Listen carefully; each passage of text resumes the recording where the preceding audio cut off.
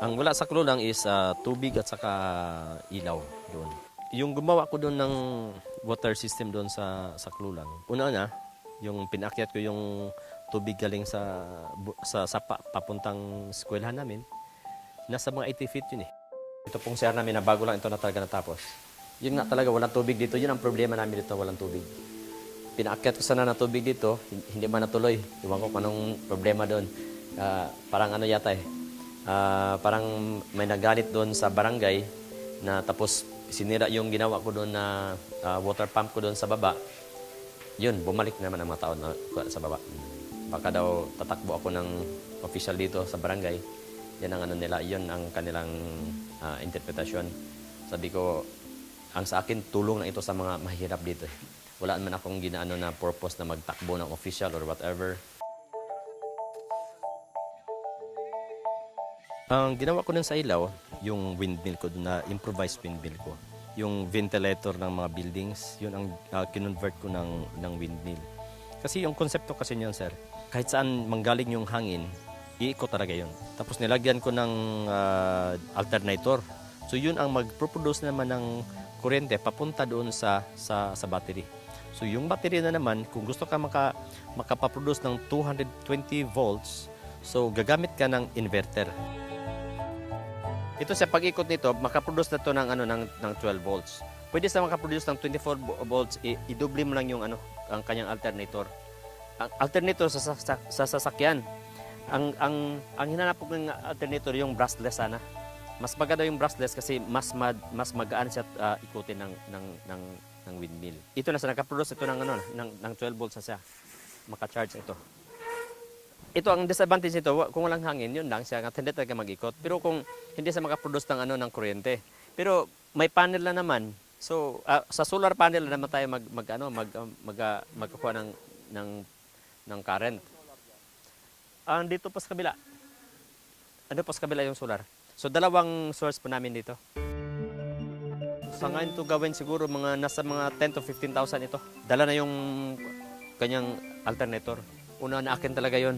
Nag-loan ko ako ng ko doon para tapos ako talaga mismo din ang gumawa nito. Hindi ko pinagawa sa iba. Kasi para at least alam ko kung paano siya i-troubleshoot. Ako lang talaga sir kasi kung mag-antay pa ako dito sa DepEd na mapunduhan ng mga pangangailangan namin sa bundok, wala din talagang mangyari. Kasi siyempre ang sa DepEd siguro ang talaga nila yung sa education lang. Sa akin sabi ko paano makakuan kayo ng education kung hindi tayo bababa sa community talaga.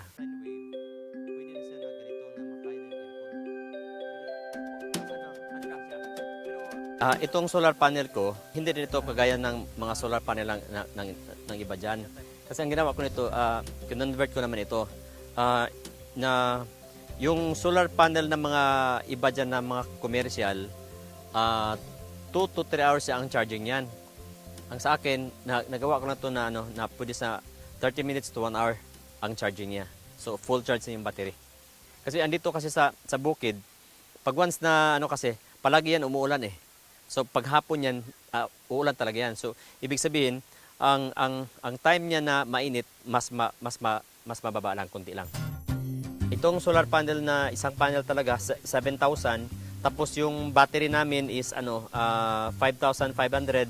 Tapos itong wire niya kasi hindi ako nagamit ng wire na ordinary. Ang ginamit ko talaga itong cord na para talaga sa solar na hindi mag-loss yung current papunta sa battery. So talagang ginamit ko ganito. Itong cord nito, itong tinatawag na royal cord, ito ang galing sa solar panel. Diretso ito dito sa deep cycle battery gel type. Tapos this cord na naman, ito namang nagsusupply ng mga lights natin dito sa labas. Dito po. At saka hindi po ito nakakuryente dahil 12 volts na po talaga. Dito na po yung namin, yung ilaw namin. Dito. Yan. So, pag i-on ito, talagang mag-light na naman din siya doon.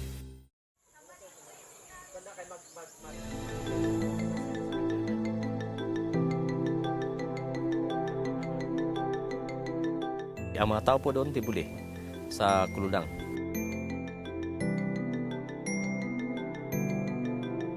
Siyempre, sa lubungan namin si Sir kasi mahal namin siya. ang ginawa na siya sa amin dahil mabuti siyang tao, siya magbigay sa amin ng suga dito sa amin.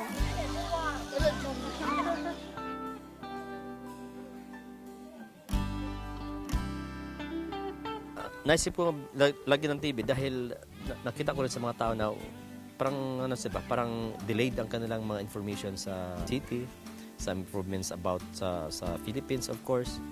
Kaya nga sabi ko magbili ako ng TV para ilagay ko doon sa pinaka sentro talaga ng Purok. Masaya na kami dahil yung mga kabataan dito, masaya sila kay may panood na sila ng TV. Nakakita kami mga palabas galing sa Jinsan o sa Manila. Mga 3 taon na naka-TV kami dito dahil ni Sir sa amin.